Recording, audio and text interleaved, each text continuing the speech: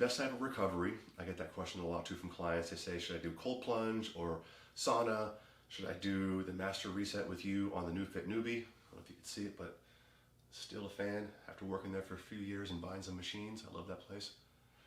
The answer is the best recovery for yourself really is just like sleep. It's the number one thing. It's not fancy. Get yourself in a place to win sleep every night. If you're asking someone, did you train today? You should be asking them, did you sleep well last night? Because then you will train very well the next day. Sleep is so important. We hear everyone talking about it. Everybody from Huberman Lab to kind of you name it. If you're not rested and recovered, you're not performing at your best. So if you want to take it a step further and quantify the quality of your sleep rather than waking up going like, I feel like shit or I feel great. You can get wearable devices like the BioStrap, the Oura Ring.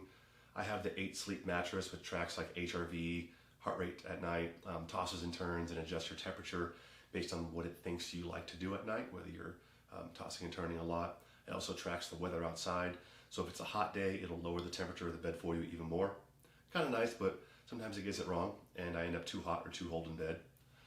Those wearables can give you a great kind of objective measurement of your heart rate variability and your resting heart rate to show an overall level of recovery and readiness for the following day.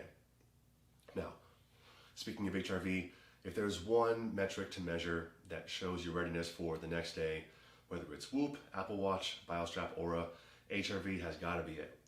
HRV, heart rate variability, means the average in time between heartbeats.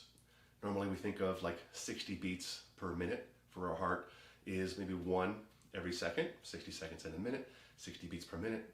We think 1 every second, about average, that's fine. Well, actually as we inhale, our heart rate speeds up. As we exhale, our heart rate slows down. I might have that backwards. I think I'm right. And so the time between those beats is different. It's not just a hard 1.0 seconds.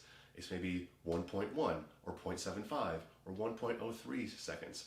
HRV is the average of the milliseconds space between those heartbeats on average. We would like a nervous system and a body that's generally ready for activity to have a higher HRV depending on how old you are and your gender. Maybe that's 40, 60, or even 80 milliseconds.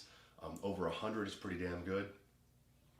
Younger folks tend to have a higher HRV in general because they can get hit with a hockey stick all night long, drink whiskey, and then come back with 100 HRV. It's very annoying.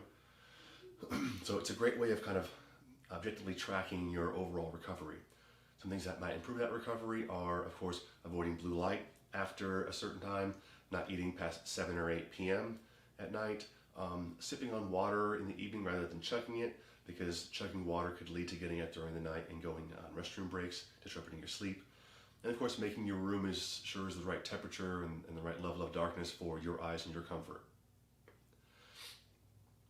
I don't think we as athletes and gym folks need cold plunges. I think they're nice to have. They build resilience. They can do things like release cold shock proteins in the muscles and the liver, which can help you burn fat. If you watch Gary Brecka, he's really all about cold plunges. The language he uses is a bit sensationalized to kind of plug cold plunges in a lot of ways. I don't think we need cold plunges. Most of us don't. 99.9% of the population don't need a cold plunge. Life is hard enough sometimes between traffic and work and jobs and family. We don't need to add additional resilience, building exercises. They can make you better at handling all the things I mentioned earlier, but not required. Infrared sauna, great for post-workout hypertrophy. It's been shown clinically, empirically, to have an effect on hypertrophy and muscle growth by increasing blood flow to those muscles that we worked post-exercise and starting that regenerative process. Not required for general strength and conditioning, not required for folks just wanting to burn a little bit of fat. Don't equate the sweat you put out during a sauna session with fat that you're burning around your midsection, because they are not the same. We'll talk about that another time. Another question that's becoming kind of a hot button issue is